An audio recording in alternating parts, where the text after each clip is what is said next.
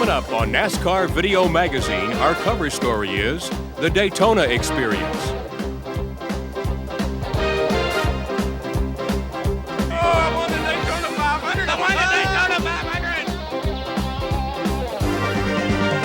500! We'll visit with Dale Earnhardt and see the man behind the Iron Mask.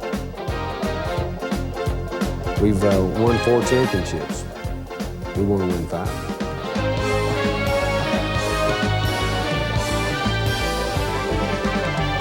Benny Parsons will share war stories with Richard Petty and Dale Inman. You scare yourself? No, it didn't scare me. It just took my breath. That's what I kind of did.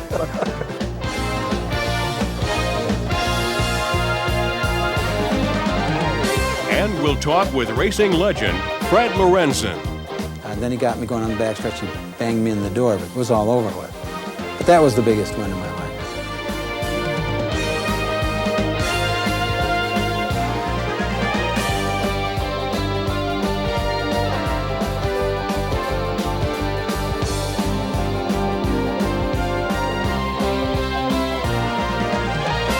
Hi everyone, I'm Benny Parsons, and welcome to the premiere edition of NASCAR Video Magazine.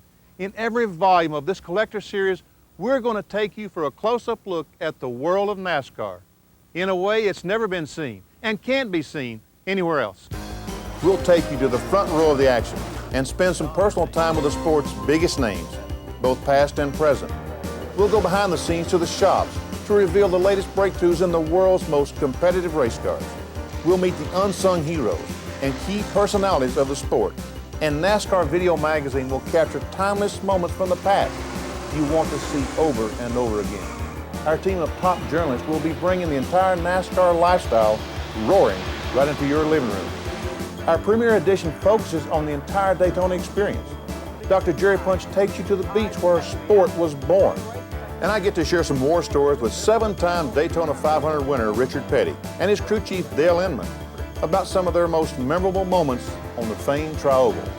Bob Jenkins will visit another legendary figure, Fred Lorenzen, the winner of the 1965 Daytona 500, who shares some personal details from his great career. And testing at Daytona is critical during the off-season, and we'll visit with drivers and crew chiefs to see what they're trying to learn when the track becomes a racing laboratory.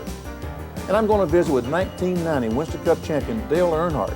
1990 was a great season for Dale, but he tells us there was one thing missing, a win in the Daytona 500.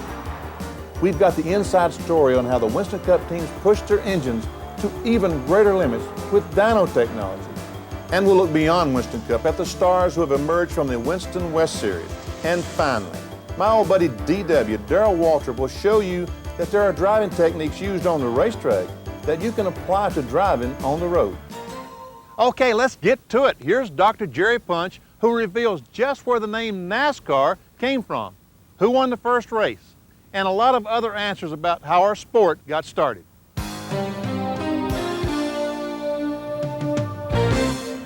On December 14, 1947, at the Streamline Hotel here in Daytona Beach, Florida, 35 men sat at a table and laid the groundwork for a national sanctioning body that would govern the sport of stock car racing. Chairing that meeting on that Sunday afternoon was Big Bill France, who had directed stock car races in the South during that year. In the next 3 days, a set of bylaws, rules, and guidelines were drawn up. Red Vode, a mechanic from Atlanta and one of those attending the meeting, has generally been given credit for naming the organization. And on February 21st, 1948, the National Association for Stock Car Auto Racing was incorporated. France was elected president, and Cannonball Baker of Indianapolis was elected its first national commissioner. France declared the purpose of this association is to unite all stock car racing under one set of rules, to set up a benevolent fund and a national point standing system whereby only one stock car driver will be crowned national champion. The first strictly stock car race in NASCAR history was held on June 19, 1949 at Charlotte Speedway, a 3/4 mile dirt oval in Charlotte, North Carolina. The winner was Jim Roper in a 1949 Lincoln. Race number 2 was held here on the sand of Daytona Beach. A crowd estimated at 5,000 was on hand to watch 28 cars compete. There were 21 cars still running after 160 miles, with Red Byron of Atlanta taking the win on an Oldsmobile number 22. Now the course was actually a little more than 4 miles long. The cars ran 2 miles up the sand of the beach here, made a hard left-hand turn and ran 2 miles south on the asphalt of A1A. When did they start these races? Well, it wasn't according to television or even the sanctioning body. They started them according to tides. The tide would have to be out to run the race. In fact, the last race run here on the beach started late in the afternoon around 3 or 3:30 because of a late afternoon high tide. On February 23, 1958, the final race was held here on this famed beach and road course. Paul Goldsmith won it in a Smoky Unit-prepared Pontiac. Some called it the end of an era for stock cars, and in a way it was. For only a few miles from here, a giant speedway was under construction that would change the face of stock car racing forever. Daytona International Speedway, the World Center of Racing, has hosted more competitive miles than any other facility of its era. The name Daytona is synonymous with motorized competition around the world. This facility has hosted some of the greatest drivers from the world of go-karts, sports cars, motorcycles, and stock cars. The Speedway opened in 1959, and many skeptics wondered about safety and just how competitive the stock cars would be on a 2.5-mile tri-oval. Well, the first Daytona 500 was run on February 22nd, 1959. Safety? There wasn't a single caution flag during that entire 500-mile event. Competition? Well, it took 61 hours and shots from 7 different cameras to finally determine that Lee Petty was the winner. The Daytona 500 is the race that every driver wants to win. Why? It's the richest and most prestigious stock car race in the world. Oh, I won the Daytona 500. I won the Daytona 500. Darrell, how long? Wait. This is the Daytona 500, isn't it? Don't tell me it isn't. Thank God. The dream that I had when I was down in this fourth corner taking those movies on that station wagon was to someday come here to get in this type of car, come here and win. And so by coming here and winning in '86, completed that cycle that I had as a little boy. And so this is the most important race right here in Daytona. I guess it always has been and always will be. Coming up later, NASCAR Video will take you to visit with the man who has been here to Victory Lane at Daytona more than any other driver in stock car racing, the King, Richard Petty.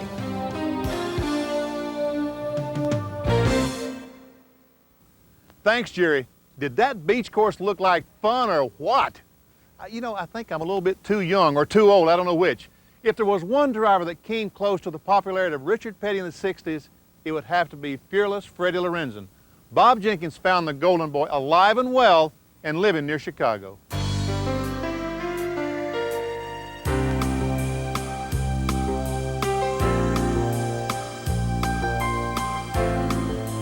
The year is 1961, and for the first time, Americans are exploring the new frontiers of outer space.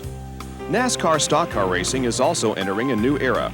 With the opening of the Daytona International Speedway in 1959, along with the Atlanta Motor Speedway and the Charlotte Motor Speedway in 1960, there is a new emphasis on super speedway competition.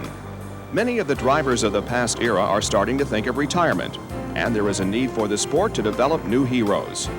From the unlikely spot of Elmhurst, Illinois, came a driver that would capture the imagination of stock car racing fans and change the image of the sport forever. That driver came to be known as the Golden Boy, Fred Lorenzen. Although he was a 2-time USAC stock car champion in 1958 and 1959, very few NASCAR fans were familiar with his name when he moved south in 1960. Although his career was limited to only 158 starts, his impact on the memory of the fans is a lasting one. His pearl white Ford with the number 28 became the most famous race car of its era. Fred left the sport in 1972 and returned to the Chicago suburbs, where he lives quite comfortably with his wife of nearly 20 years, Nancy, and his 2 children, Chris, a high school senior, and Amanda, who is 13. His trophy room is a reminder of his glory days. Fred, you've got over, what, 100 trophies in this room here. Which among them are the most important to you? Oh, Bob, I guess I'd have to say the first one, drag racing in 1954, Wilmot Hills, went at a Ford, and I got beat the first in the spring, so I went back and put a big Caddy engine in it. And I set a record then, 97 miles an hour and a quarter. That was big stuff then. And then drag racing, so that's where you actually began. Started in drag racing. And it was a Ford. It was a Ford. I guess it was always Ford. And then when I got hooked up with Holman Moody in 1961, I'd have to say my next biggest win was, and probably the biggest and most memorable, was Darlington 1961, when I beat Turner with a lap to go. Fred ran 7 races on the Grand National Circuit in 1956 with little success. but returned to run USAC in '58 and '59, and it was there he met a man that would change his life, Ralph Moody. When I went to Milwaukee the first time to watch, there was a guy up there pulled in with a Ford, just a red Ford, and it just said CPHM, Charlotte, North Carolina, and that's all it said. And there was the name of the side was Ralph Moody. He won 2 or 3 of them. And I thought, geez, he comes in here late and he just hooks up at a tow bar and goes home. And he was beating the Mercury cars too, so that's why I picked up their name. And when we decided to build a Ford, and then this Moody gives me his card, he says, listen, you need some stuff someday, call me. So we bought it, but the Holman Moody engines were far superior of the engines built around here. Then $4,000 was a super money for an engine. So where did a boy from the Chicago suburbs learn about NASCAR? I think it was an incentive when I was living in Elmhurst, and growing up as a kid, I used to live in a tent in the summertime in the backyard, and I listened to this race down south called the Southern 500, and it was Curtis Turner, Joe Weatherly, and I said, boy, someday I want to go down south and race with these guys. So I raced locally around here, and when I picked up and got to know Ralph at Milwaukee, I decided I want to go down south. So in 1960, I built my own car and went and started in the south. At the end of '60, things weren't looking good. End of 1960, when I had come back with the car in July, my father said that somebody had come over and said that they needed this $5,000 I had borrowed from a used car dealer in Cicero, and he had to pay him off, so I had to sell everything and went back to the cement labor job, and that's when I got the call from Ralph Moody from Ford, and would you like to drive our car next year from 1961? So that's how it all started, really, but late 60s is when I got to go down south. That call came on Christmas Eve? Christmas Eve, right. That was the break in my life, but you got to have that certain break, and I think I got it because of when I was down in the 60s, and I guess Moody had seen me, he said, geez, if this kid had something behind him, then, you know, 50,000 behind your shop like Holman Moody's was something. Nowadays, you know, you have to have bigger than that. But I got the lucky break. There's a lot of, I think, good talent out there. They just have to get the break, and I was lucky enough to get it. What do you remember about your first win in NASCAR? First win was probably the biggest, the most powerful win. That was at Darlington, the Rebel 300. And that was with Ralph being my tutor, and, you know, and I was a nobody. Nobody knew who I was or nothing, just that I was Holman Moody driver and just a Yankee from the South, but Ralph was tutoring me, and I guess they thought maybe I'd do something. Well, we sat on the outside front row, and Moody would have me every day talking, watch this, watch that, do this, do that. And we got the car working good, but sometimes I need to be slowed down or, you know, sharpened up, and Moody said before the races, now watch Turner, he is sharp at this racetrack, he'll do anything to win. He was running for the Woods brothers. And Moody had told me before the race, if you ever get with Turner, watch him because he'll do anything to win it. And then he signaled me, and I'm trying to catch him, and he's pointing to his head, use your head. And I remember before the race, he said, when you pass Turner, make sure you get around him big and clean because he's going to try to get you if it's by the checkered. So I went to pass him with 2 laps to go on the outside, and he moves up and pushes me right into the cement wall. So then I remembered what Moody said. He's putting on the board WHM, which means, what the heck's the matter? Use your head. So I remembered what he had pounded on me, telling me to fake him out. So he said, we're coming off of turn 4 with a lap to go. I backed out of it to get a good slingshot at him, and I faked to go high, and I went low and passed him underneath going into turn 1. So down the backstretch, I took the white flag, and I'm leading it. Down the backstretch, he tried to nail me into the fence. He couldn't catch me. So on the white flag, checkered flag, we won it. That was the first big win. And then he got me going on the backstretch. He banged me in the door, but it was all over with. But that was the biggest win in my life. In 1963, Lorenzen became the first stock car driver to win over $100,000 in a single season. Lorenzen started '64 well, including a streak of 5 consecutive wins. But the next race, the World 600 at Charlotte, would be a race no stock car fan would forget. I think Fireball was then my teammate, and he was running another car from Holman Moody, a purple car, and I was in our car. I think we all qualified right up near the front. And the race is starting, and my mechanic's saying, you know, we'll just sit back, we got 600 miles to go. And as the race starts and gets underway, there's 4 or 5 cars battling all around me for the lead, and we've got 590 miles to go. So Herb, my chief mechanic says, Fred, just back off, lay back. So we decided to lay back. Then they're battling a lot in front of us again, so I thought, Jesus, it gives me the board to go and go around rather than stay in front of them. So I didn't want to have any trouble. And then once we got around them, I came up across the finish line and the caution goes out, and that's when I saw smoke on the backstretch, and that's when Fireball, I guess, got crossed up going down the back, and his car caught fire, and he got burned. So that was a big change, probably the biggest change in my racing career. Fireball was like a god to me. That's one of the races I started racing. Was I wanted to go down and be able to race with him, but then to see him end up being my teammate and then to get critically injured in a race car, it just sort of changed, I guess, my whole theory on racing. Racing to me was never the same, I guess, after that happened. It was just like, you know, the god was gone. In 1965, Lorenzen won the Daytona 500 in a rain-shortened event to start the season. Does that bother you now? You can claim victory at Daytona, but yet it was a rain-shortened event. Oh, yeah, I'd rather have it just go all the way, but anybody could have been in the front at the time. You know, it's just, we had decided to stay out because Herb had signaled me. That was my chief mechanic. He said, Fred, there's clouds coming, something could happen, stay out there. Because we got a couple hundred miles to go, we're over the halfway point, stay. So I did, but I was running low on fuel. So we gambled it. If I wouldn't have called it, it'd have hurt us to pit under the green. We called it right. It was luck. You've got to have luck in racing, but you make your luck. The chief mechanic called the right shot, and it worked. 67, you begin the season and have success, but then later in the year you decide that that's it. Was there one specific reason? Was it the ulcer that you talked about earlier, or what exactly was the straw that broke the camel's back, so to speak? I think the straw started when Fireball died. That was my God. When I was a kid, I followed him, and it never left me. In fact, when it happened, that happened in May, and then June we were testing, and July came, and we're running it for the firecracker. I think then it was 250 miler, and I stopped in the Valera Cleaners down there about 7 o'clock in the morning to get ready to the racetrack, and the lady, I had just called the hospital that morning and says, how's Fireball doing? He's doing good. Then when I go into the cleaners, the lady asked me, I said, I just talked to him last night, it wasn't. He's doing good, he's pulling through it. And then I go to get in the car, and the lady comes out of the cleaner. She says, Mr. Fred, I just heard the news that Fireball died. His lungs filled up, and that was it. And that sort of shocked me. In fact, when I got to the racetrack, I could hardly run. Ralph didn't want me to run.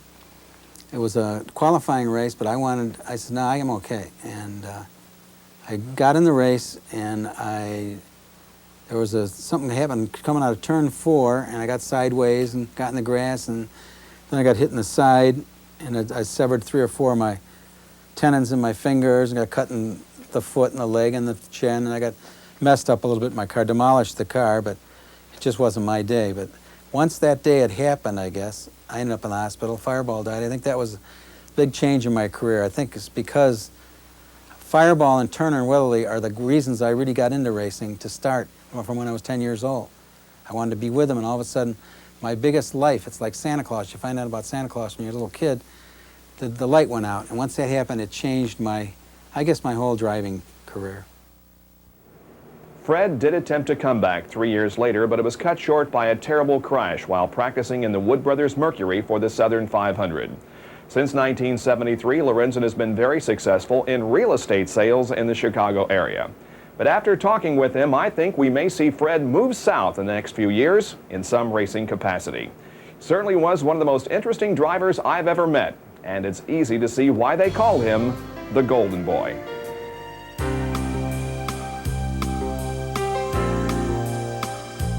Fred Lorenzen. A quarter century ago, the name was magic. I only got to race against Fred 2 or 3 times, but it was a huge thrill just to be on the same racetrack as Fred Lorenzen.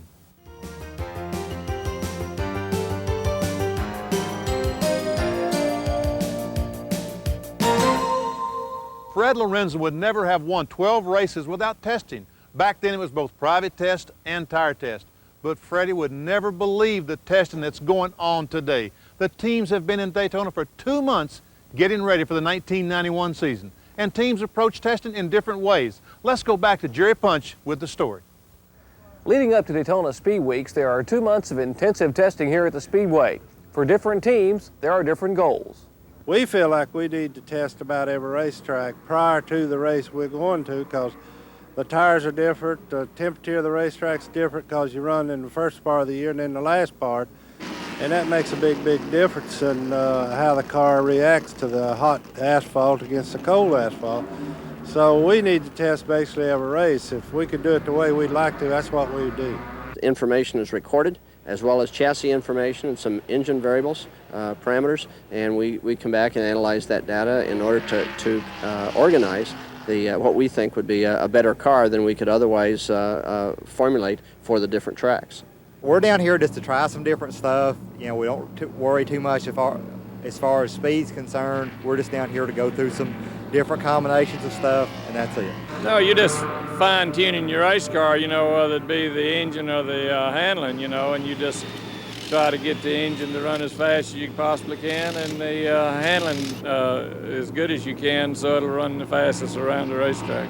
We're with Dick Beatty, and Dick, testing at Daytona, testing anywhere for that matter, it's been pretty much unleashed for a number of years, and then in the past few years it looks like we suddenly see NASCAR officials here. How long has it been since you guys started coming to testing?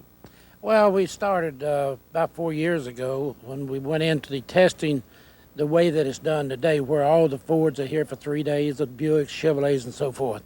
I try to have myself or either one of my employees here to answer any questions, and of course we lay out the templates so that they can put them on their cars to be sure they're right. Our main goal is to have these fellows to come back in February for Speed Week and not have to do any body work. Now, how about the test session, since NASCAR has limited testing somewhat across the board for all teams through the years, the past year, to try to cut down on expense, which has been applauded by many of the teams. Do you have an official or someone there at each individual test? No, we, in conjunction with the racetracks, report to Les Richter, and he keeps the scoreboard on the number of tests that they may make. I think it's been very good. It saved a lot of money. And of course, the Monday after the last race at Atlanta until we open here in February for Speed Week, they can test anywhere they would like to do so. For some drivers, it's a chance to sharpen skills. For others, it's not that exciting. The more you run, the more natural it becomes. You know, you pick up little things here and there on the racetrack that help you drive around the racetrack better. And I think you absorb it, and a lot of times you don't even realize what you're picking up. But the more you run, the sharper your reflexes are. 1 lap or 2 laps out here by yourself at 190 is pretty monotonous, pretty boring. Not a whole lot of action goes on at that speed. The main thing, I guess, is just finding out what will work and what won't, so that we can separate the two. And you know, you don't have enough time to do that when there's a lot of cars here at one time, and this gives us the opportunity to do that. So hopefully you achieve the goals that you're after, but you know, there's certain speeds that you would like to run, but it's not as much that in the test as it's what you want to find out about the chassis and the body and the engine components of the car. You know, you come in here and you change, make a little change and you run 2 laps, because it's really hard to get the car wound up in the first lap, and you have to run 2 laps. So, you know, sometimes you find a little change you made helped, and probably 80% of the time don't help. For the NASCAR Winston Cup teams, testing is a critical part of their overall racing program. A team that understands just how important testing is the Richard Childress Dale Earnhardt team. They are the 1990 Winston Cup champions. And to tell you what kind of season they had, Earnhardt in 1990 earned over $3 million, the biggest season anyone has ever had in NASCAR history. The strength of their car was incredible. They led over 25% of all miles competed in 1990. But I saw a different Dale Earnhardt from his 3 previous championship seasons. While in New York for the Winston Cup Awards banquet, I got a chance to visit with Dale in the presidential suite of the palatial Waldorf Astoria and see a side of Dale you don't often see.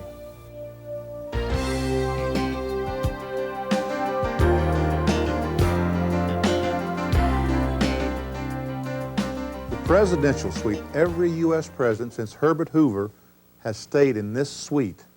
And now Dale Earnhardt from Kannapolis, North Carolina, is staying here. Is this one of the highlights of the 1990 championship season? Well, yeah.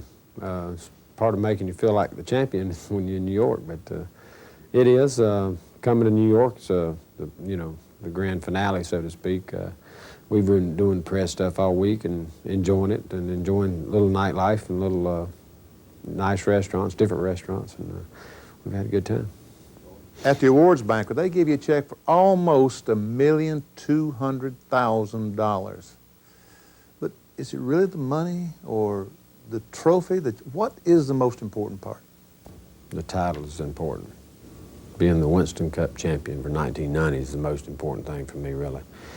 We work so hard for championships and races, as you know how hard they are to win, being an ex-driver. When you're doing it, all my thoughts are, being the Winston Cup champion. I sat down on the floor at the banquet last year looking up at Rusty, and we lost by 12 points. And it's fun, it's enjoyable to be in New York and, be here, but it's more fun if you're number one, and being the champion is where it's at.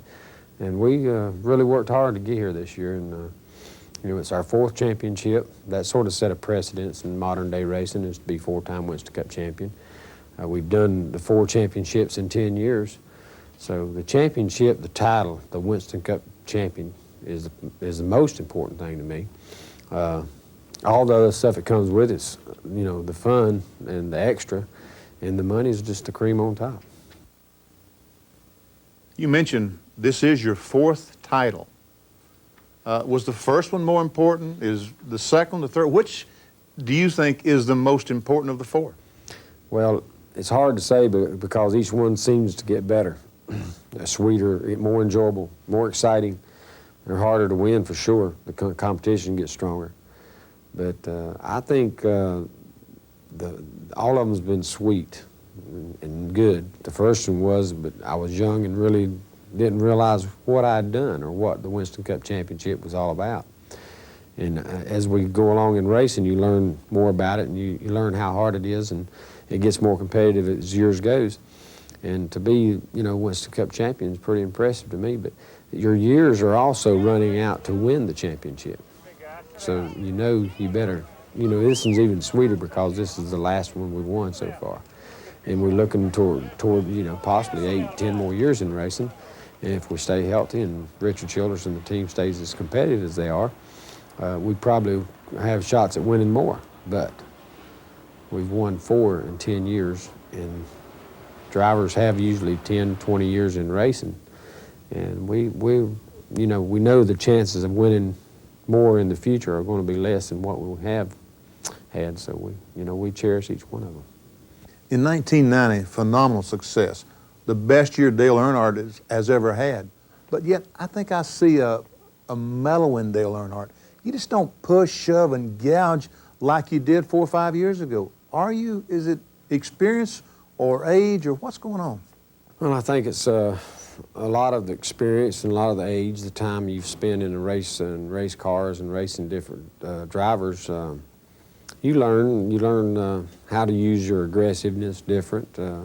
I think I've mellowed out some. I've learned a lot since 1980 as the first champion, and then, we were struggling through 84 to 85 to get back on our feet back on the ground with Childress and with a new team, and we was racing pretty aggressive along in there. And I think we've mellowed out to a point, but still the aggressive and the drive and the fire to want to win and go out and race hard is still there. And I don't give on the track as far as, racing somebody. I'll take what's mine, but maybe we are just a little more subdued or something. Dale, you've won 4 Winston Cup championships. Pretty near $13 million in earnings. So obviously you've got enough money to live comfortably on right now. So how do you get the motivation to win that 5th championship and the 6th? What's driving you to go on and win another one? Well, to start off with, we've never won the Daytona 500. So we want to win there starting with. So that's going to be an all-out battle. We go out there and test and get ready for that. But we've won 4 championships. We want to win 5. That's what's next. Richard Petty's won 7. Ah, we're chasing down the king, huh? Well, as far as I'm concerned, Richard Petty will always be the king, whether we win 7 championships or or just 4. But still, that goal's there, the mark's there. He made the mark, and you know, it's something to shoot at. So, like I said before, hopefully we've got several more years of good competitive racing left in us, as me and the team. I'm sure the team's going to be there, but if we can do it 1 or 2 more times through the next couple of years, we're going to be getting close. People see Dale Earnhardt and they say, where in the world does this guy get the determination and the will to win that he has?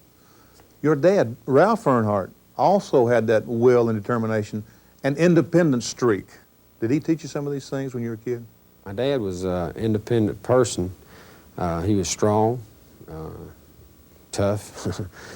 You know, he intimidated me all the time, but still he was my dad, and he'd do anything in the world for his kids. But he worked hard on and did most everything himself. Built engines, built cars, whatever. And I can remember he always paid for things as he went. He hated credit. He really never had credit. I first got married to my first wife. I went to Dad and I said, I want you to go to the bank and help me, sign for me. We're going to buy this house down the street here. And he said, I don't think I can do it. I said, why? I said, you don't know anything about it. He said, that's just it. I don't have any credit. He could not sign. They wouldn't let him sign. He didn't have any collateral. He didn't owe for anything. Never had any credit. When it's all over, do you sometimes think back and it's a shame that your father couldn't be here to see the success you've had? Well, everyone, I'm sure, wishes their dad or their family could be with them that's not with them. And I've got a lot of great memories with him, racing with him and going bird hunting with him and doing things with him. And he taught me well, and I learned well. I wished I'd took it into when he was saying things and, really took it to heart instead of just listening and listen closer. But I've still got the basics of what he taught me, and it's got me a long way. I wish he was here today, yeah. And I'm sure he would be enjoying this championship, but he'd be enjoying so many other things that I do now that, I'd have big plans for him. He wouldn't have to worry about working for a living or anything. He could do what he and I wanted to do. It would be fun.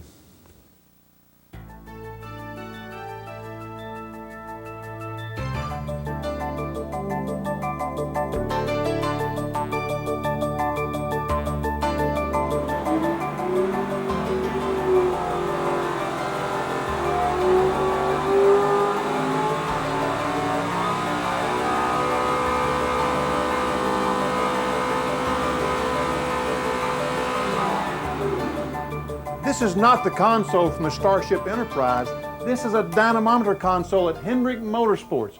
Tony Reardon, dyno operator for Hendrick, has just run an engine up to 7,500 RPMs, measured the horsepower, cylinder temperature, air pressure, and many, many more things. Tony, take us a walk around the engine and tell us what these gauges are, will you? Tony has run this engine 45 times today. Now, a run consists of 45 seconds, running the engine from 5,000 RPMs up to 7,500 RPMs and measuring the horsepower and about 25 other sensors, trying to find that last horsepower so his driver can win the Daytona 500. Tony, a couple of things. What's this big tube coming in the engine? Well, first of all, Benny, the piece immediately above the carburetor is the air turbine, which is monitoring airflow through the engine. Above that is a sealed air box, which is drawing air from inside the workshop. The reason being for that is that we can keep a controlled temperature throughout the day. And secondly, we can also keep the contaminated exhaust gases inside the room getting inside the motor. These sensors in the exhaust, they're very important, I'm sure. What kind of temperature does the exhaust run? A motor, when it's running at its full potential, will be running around 1,400 degrees Fahrenheit at 7,500 RPM. Wow, can you keep the exhaust temperatures fairly even? What we've got to work with there, Benny, is when we have a situation where we have a lot of variance there, we've got to work on the carburetor, the intake, and different ranges of spark plugs, jetting, etc. So we can get it within a given 30 to 40 degree spread between the cylinders. Now that's how much trouble the Hendrick Motorsports team are going through for their drivers, but Jerry Punch called up some Ford drivers while they were in Daytona for a Ford test, and he talked about just how important a dyno is to their team effort. We use dynamometers to develop power, the specific output of an engine in relation to its displacement, to evaluate friction, and that comes in big play with Winston Cup restricted racing, because the friction is one of the things that you can minimize, and the restrictor plate can't take that away from you. And we also use it to limit emissions on production cars, and with our new Anitrol arrangement, we actually develop engines for noise to limit both the vibration generated by an engine through its components, and also the airborne noise that at some point is required to be taken out through dampening or through sound deadening in a passenger car.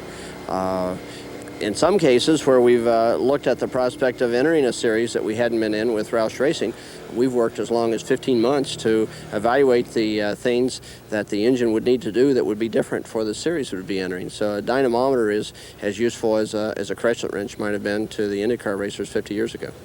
Joining me now, one of the best engine builders in the NASCAR Winston Cup Series, Beecher Hedlund, who is the chief engine builder for Junior Johnson's Budweiser Fords. And Beecher, in the old days we heard about red line 7,000. You couldn't really push them past 7,000 and they would come apart, but now that's not the case.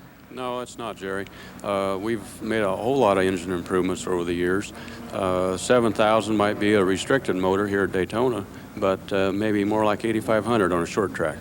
They say that a basketball for someone like Michael Jordan is like a dynamometer is to someone like you. You live with and sleep with that machine. What do you learn with a dyno, particularly with like a motor here at Daytona with a plate on it? Well, we can learn a whole lot. The more horsepower you have, generally speaking, the faster you'll go. And sometimes that's not true on an unrestricted racetrack. But down here, I believe if you have 400 or 450 horsepower, you'll know the difference between the two. Would it be hard to find the subtle changes, the incremental 2 or 3 horsepower changes without a dynamometer? Oh, practically impossible. It's hard to find 2 or 3 horsepower on the racetrack because conditions change. You're not always under the same conditions. The weather may change, or the tires may have more laps on them. The driver might get a little better line. So if you have more horsepower, you'll know it. Dyno technology, the key to success here in the Winston Cup Series. In each NASCAR Video Magazine, we'll take a closer look at other types of racing that NASCAR sanctions. In this issue, Larry Nuber takes a closer look at the Winston West.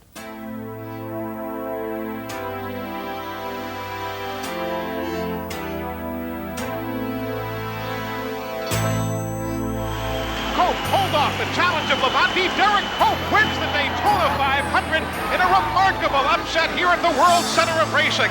The 1990 Daytona 500 goes to Derek Cope. For many, Derek's win was considered an upset, but looking at his racing roots, it's not so shocking after all. This Spanaway Washington driver is not the first West Coaster to do well in NASCAR, nor the only one in 1990. Congratulations to Richard Charles Bound Jr., alias Chuck Bound, the 1990 Busch Grand National Series champion. Stock cars with a NASCAR affiliation have raced on the West Coast since 1954. As a 22-year-old, one of 3 racing Bounds, Chuck was Winston West champion back in 1976. Well, you know, they're both NASCAR stock car racing, and they're both competitive, but I guess the biggest difference is the years that have gone by since the Winston West Championship. That was clear back in 1976 when I was only 22, and now here it is, 1990, and I'm 36. So, you know, it feels good to get another major championship, especially in the Busch Grand National Series. It's so competitive this day and age, so many different winners and all the tracks to go to, and the Winston Cup drivers competing so often. It's a lot of fun, and you know, it was a great year for Nescafe and Pontiac and Hensley Racing. Another driver with impressive Winston West credentials making an impact is Chad Little. It was a lot of good experience. It was, unfortunately, it wasn't as competitive as it needed to be for me to understand better what Winston Cup was going to be like. But the best part about it was 3 years of getting to drive Winston Cup cars. And even more importantly is I won a championship, and I finished runner-up the other 2 years, so I got a little bit of notoriety. I met some of the Winston Cup people. I met a man named Junie Donlevy who opened the door for me to come back here and run 8 races in 1989, and then that opened the door up for the Bullseye sponsorship this year, which in turn led to the Bullseye sponsorship next year with Tyson Foods, and we're going to run our first full season next year. So, you know, when you look at it that way, it really was a lot of help. Many will be surprised to know that the first West Coast driver to score big in the Southeast was '61 Daytona winner, Marvin Panch. And perhaps the grandest West Coast champion of all time is Californian Ray Elder. Ray won 6 Winston West championships. Several Western drivers have actually won combined West Cup races, but Ray's wins were the most impressive, defeating the regulars of the Petty Yarborough era twice at Riverside. It's impossible to ponder race cars with fenders without thinking about one of the grandest patriarchs this sport has ever known. The only driver who competed in NASCAR's first super speedway race ever, the 1950 Southern 500, and still active, Herschel McGriff. This 63-year-old former lumberman from Bridalveil, Oregon, returns next year to continue a career that began 43 years ago when Harry Truman was president. This year's Winston West title chase was the most exciting in history. 54-year-old veteran Bill Schmidt won the final race of the year, his only victory, to nose out this season's biggest winner, upstart Bill Sedgwick, by just a single point. The new age of Winston Cup racing is opening up more avenues for budding careers every year. The West Coast is now just as great a place to start as anywhere in America.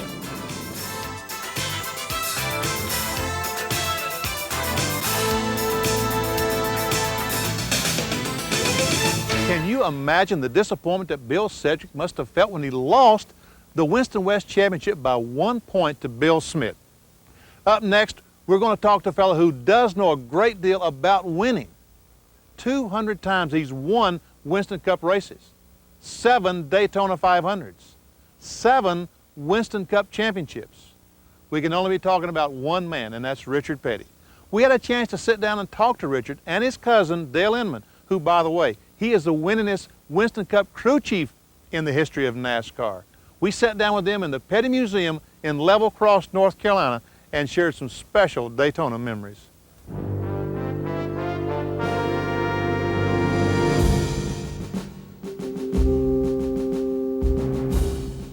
Richard, in 1959, when you drove in the Daytona International Speedway, now NASCAR racing started on dirt tracks, half miles, quarter miles, and paved racetracks, small racetracks. When you drove in and saw this 2.5 mile racetrack banked 31 degrees, do you remember your first thought? I couldn't believe how big it was. I mean, it was bigger than all the rest of the racetracks we run put together. And at that time, there was nothing in the infield, just a few grandstands and stuff, and it made it look even bigger than it does today. So first time we seen it, we came through the tunnel, and you just popped out into the infield, and there it was, just as far as you could see was racetrack. So, it was just a completely different deal. I had just started racing. I'd been racing probably 6 months, and from that standpoint, it didn't make a whole lot of difference to me. I wasn't used to anyone, whether it was a short track or a big track, didn't make a whole lot of difference. Racing in the last 30, 40 years has really come a long ways, and a lot of people ask why that racing has grown so much. And we talk about television, we talk about Winston, we talk about a lot of things, sponsors. But did the Daytona International Speedway, this huge racetrack that they started racing in 1959, was that one of the reasons, the turnaround in motorsports? That was one of the reasons. They really got it started again. See, Darlington was built in 1950? 49 or 50, anyhow. And so that was the only super speedway. All right, then Daytona built in 59. Then in 60, Charlotte built, Atlanta built, you know what I mean? Then the first thing you knew, you had a bigger sport. You wasn't running at the fairgrounds or running at quarter-mile track on Saturday night. You sort of got away from that, and it put us in a bigger light and made us took us from sandlot ball to major league ball. How was the mechanical aspect working on the cars, that 20-mile-an-hour jump from 1963 to 64, and going with the Hemi from the wedge? Well, we also got, in 64, we got the Hemi, but we also got a good-bodied car. You all of a sudden, you're learning something about aerodynamics, well, not right? really. It just so happened that the 64 Plymouth was a good race car, Benny. And so we go down there with the car, and we get the Hemi parts, and we put it all together. In fact, we have to weld on the block a little bit to get the gaskets and the head and everything to That's match actually up. at the racetrack. We didn't go no testing then. There wasn't no testing. But it wouldn't hold water, so we had to work on it down there. But and then naturally we built a car, and NASCAR we go through inspection, so it takes us about all day to go through inspection. So that afternoon, we get out just before they close the track with the Hemi and the new 64 Plymouth, which was a lot better than the 63 because it had a fat back glass, and it had a good bubble. The 64 had a good bubble on the back window, and the nose was rounded and all that. It was a good race car, not to be built for a race car. So Richard goes out and runs, and he comes back in. We run about like we'd been running with the 63 and the wedge. So how was it? Well, he said, I let off. How much did you let off? Well, I let off a little in each corner. 2 mile an hour? Well, I don't know, so I let off a little bit. So we go to supper that night, we're quizzing him. So the next morning we go out and get the car ready, and he goes out. He drops that thing off down the corner, wide open, probably running 20 mile an hour faster than he'd ever run. He come in, he said, we got to do something to this thing. He said, it ain't, because we set it just like we set the 63, and it wasn't working, it wasn't enough. So we had to reset the caster, we could turn the wheel, work on the seat, change the springs and stuff like that. But I guess eventually we got it where we could run wide open with it. And I think when we qualified down there, it was a real windy day, and it didn't seem to bother the car. So, but the 64 Plymouth, along with getting the Hemi, it was a good aerodynamically car. It was like a couple of mile an hour faster than the Dodge, and they was both built off of the same shell and everything, with the different grills and bumpers. It just made it a little bit better car. But he flat told us when he come in white as a ghost and couldn't turn loose the steering wheel, he said, we've got to do something. You scare yourself? No, it didn't scare me, it just took my breath. That's kind of deal. You know what happened?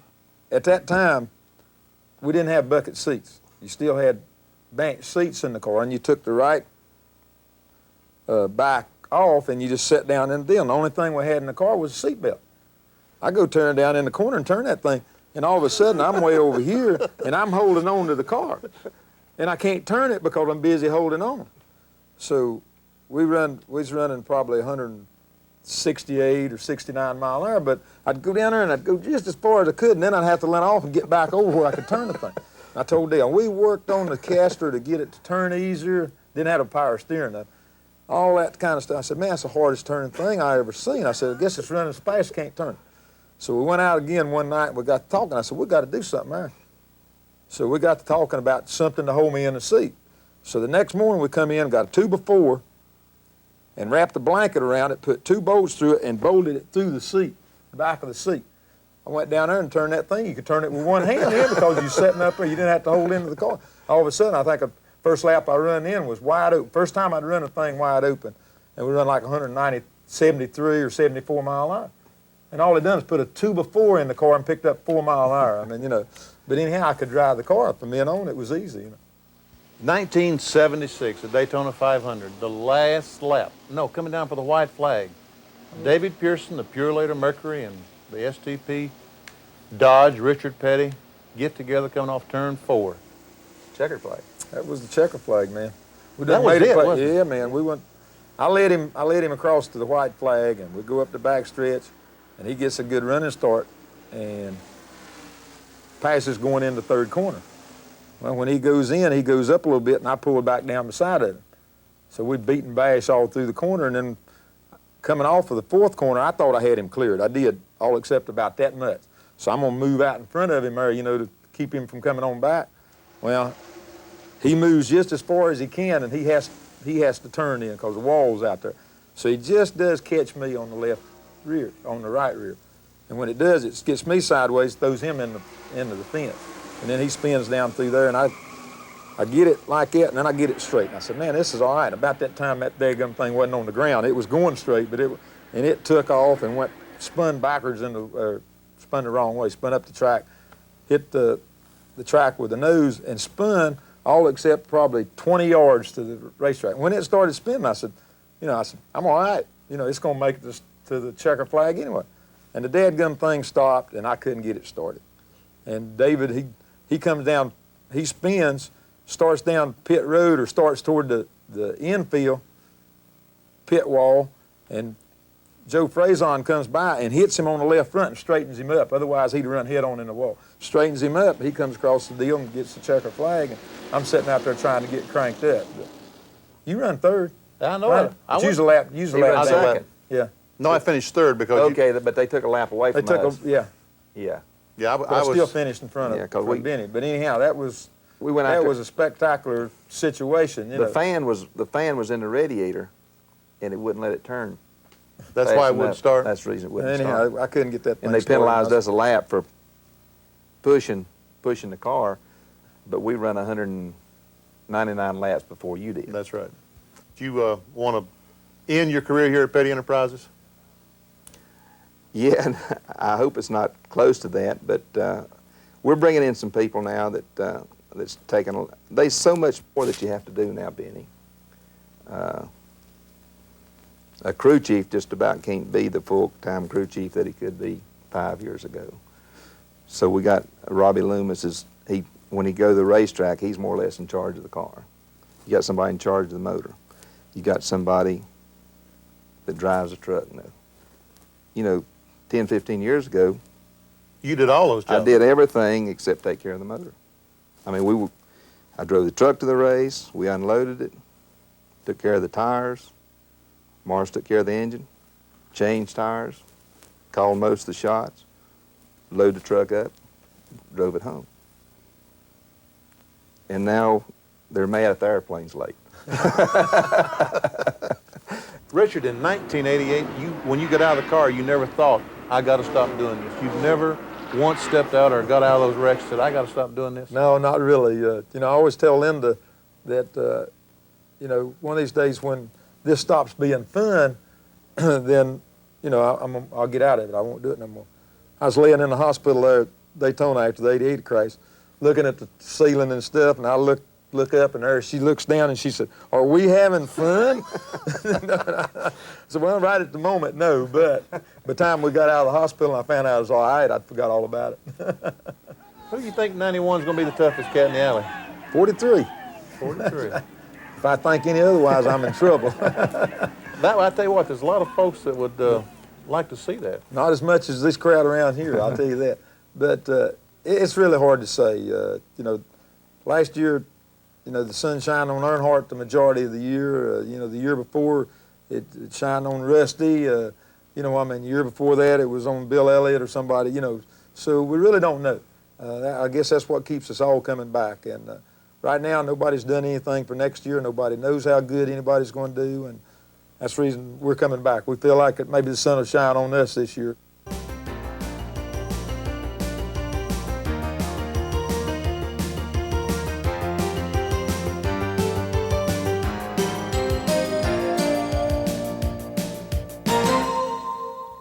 And I'm sure a lot of you fans hope that the sun does shine on Richard Petty in 1991. Another fellow who hopes some sun shines on him in 91 is Darrell Waltrip, who has been the most popular driver in 1989, 1990. Darrell, a new team for you in 1991. How's things going? It's going really well, Benny. This is an exciting venture for me. I've done this before, as you well remember, I guess, back in the 70s. And I've longed to get back in a situation where I actually owned the cars and drove them too. I don't know how long I can do that. I don't know if I'll be an owner and a driver for a long period of time, but it's something I wanted to do to get myself established as an owner so that someday I can get me a slick young driver to get in there and turn the wheel for me. But right now I'm having really the most fun I've had in a long time. I'm enjoying what I'm doing. I'm here at the shop with the guys, putting a team together that I think is going to be one of the best teams in racing in 91 and put me back in victory circle. Well, I'm not the slick young driver he's talking about, I'm telling you that. Darrell's going to join us this year, every NASCAR Video Magazine with driving tips. So, Darrell, I'm going to get out of the way. Go ahead with the Video Magazine driving tip. All right, thank you, Benny.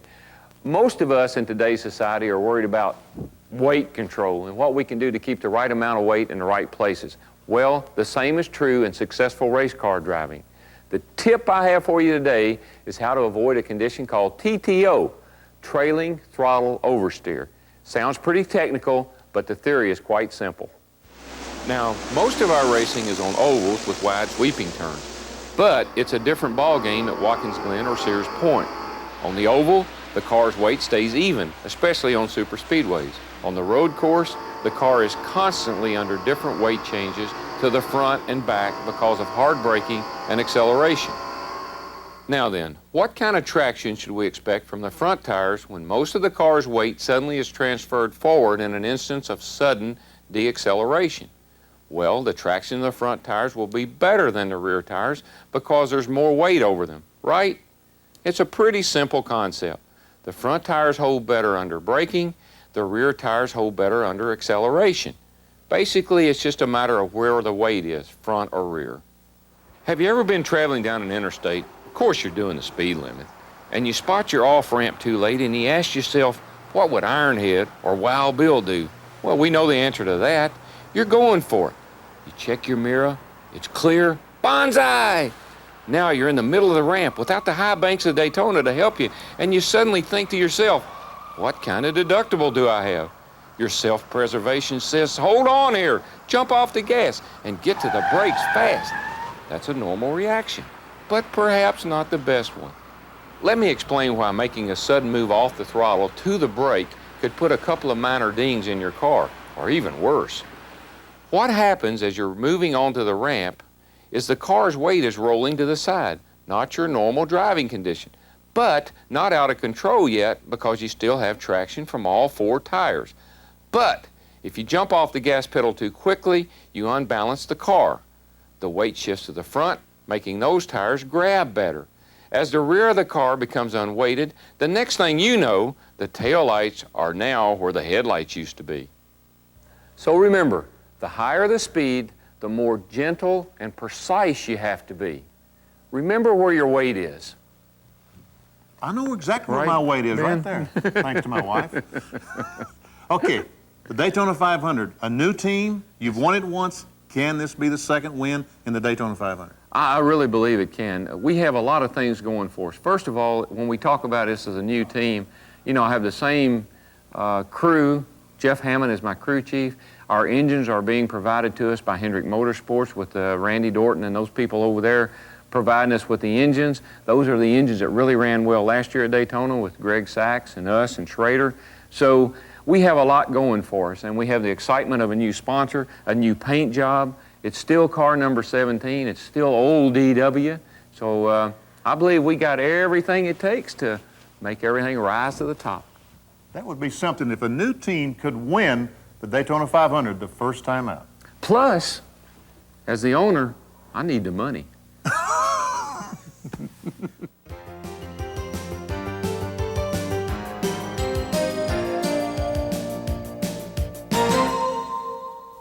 That about wraps up the first volume of the NASCAR Video Magazine, the Collector Series. I hope you enjoyed it because we loved bringing you the King, the Golden Boy, and the new 4-time Winston Cup champion all in one place. How can we top this? We're going to try as we bring you a new edition every other month, but we'd like your help. Write to me at NASCAR Video, 1435 North Meridian Street, Indianapolis, Indiana, 46202, with your comments on what we did this edition, what you'd like to see in the future, more of today's heroes, or racing legends, war stories, tech reports, or maybe classic moments from NASCAR's past. Well, thanks for joining us on this premiere edition of the NASCAR Video Magazine. We'll see you in a couple of months with another edition. This is Benny Parsons. So long.